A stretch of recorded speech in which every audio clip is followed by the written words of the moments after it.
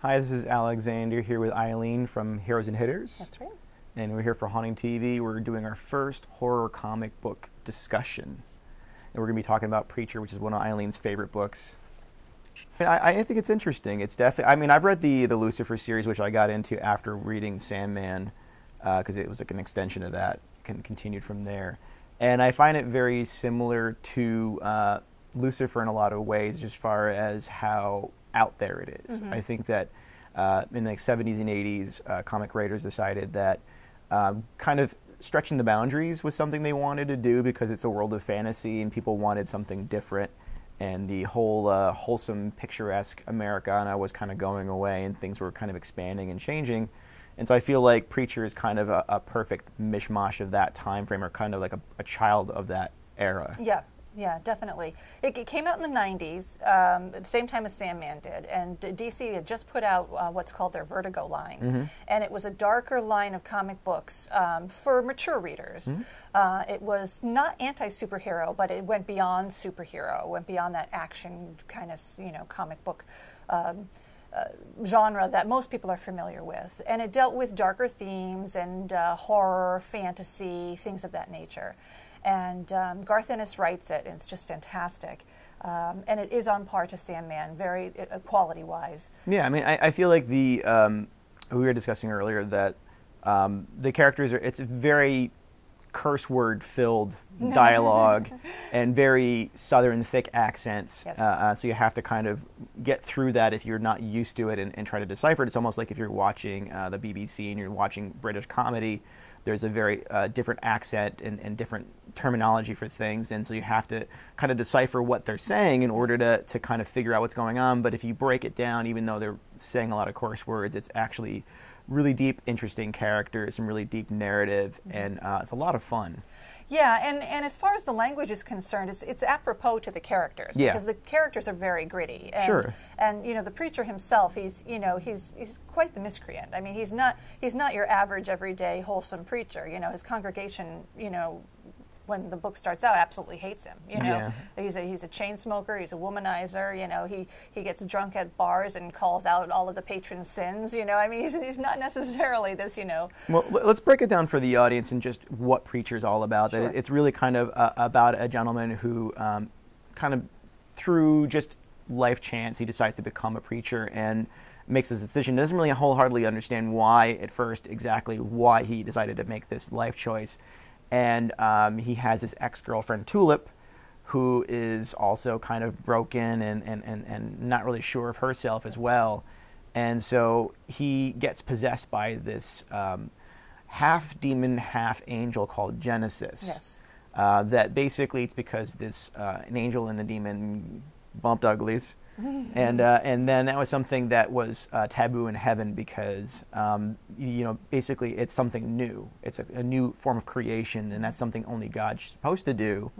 So because of that, this deity is basically held captive in heaven and decides to break free and find a vessel in order to know man, in order to find some other level of ascension to kind of figure out the great mystery that you're not supposed to know, which is a big problem. So heaven and hell are all kind of stirred up and not really sure what to do. Right. Right, and what happens is this entity called Genesis possesses all the power of good and evil because he is half angel, half demon, and when he breaks free from heaven, he slams into, quite accidentally, the preacher's body and possesses the preacher's body, and like you said, uses him as a vessel to get around and communicate. Genesis now has all the power of good and evil. He has all this knowledge, and he has great power, and there's only one other entity in the universe who has that, and that's God. And God's really not happy about it. He doesn't know what to do with it, and without having this thing captive anymore and being able to control it, with this thing out on the run and possessing Jesse's body and able to roam the earth, God skips town. He doesn't want anything to do with it. He takes off, and nobody knows where to find him. And so Jesse, who has this really, for such a hard character, for such a character who's so messy, if you will, somebody who's just really down and gritty, he's got a really great heart, and he's got a very strong ideology of right and wrong. And so he goes on this journey to find God with this entity inside him. And he has his ex-girlfriend, Tulip, hanging around, and this hard-drinking vampire joins them, and they go searching the country to find God. It's fascinating stuff. Yeah. It fits. I think every character in this book fits really well into that whole Texan attitude. Mm-hmm. I think the whole book, even in heaven doesn't really feel like heaven in this book. It feels more like Earth in a lot of ways, and then also the representation of the history of Earth. Mm-hmm. You have some things that kind of feel like pirate justice. Mm-hmm. You have things that from the Wild West. You have this character, the Angel of Death, mm-hmm. who is a gunslinger. And so that's something I'm sure he kind of changed his form or changed his style of killing, because he's the Angel of Death throughout the centuries. And what we see on the journey that Jesse and the gang are taking is a very flawed humanity. I mean, to an ultimate extreme, really. Mm-hmm. And Garth Ennis, who's the writer of this story, he doesn't hold back, not even for a second. He doesn't hold back. He doesn't hold back with the language. The art is very explicit.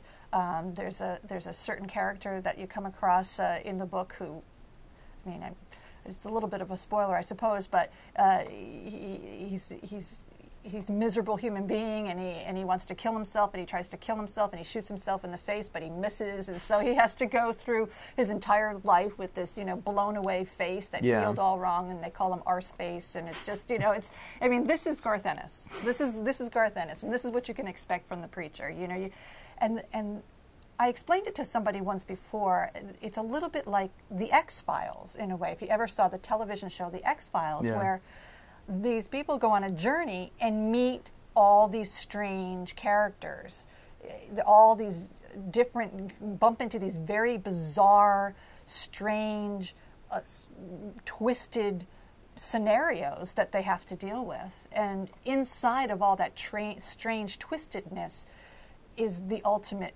human. This is the very flawed and dark human on many levels, but you could see a lot of really strong humanity when they're going on their journey.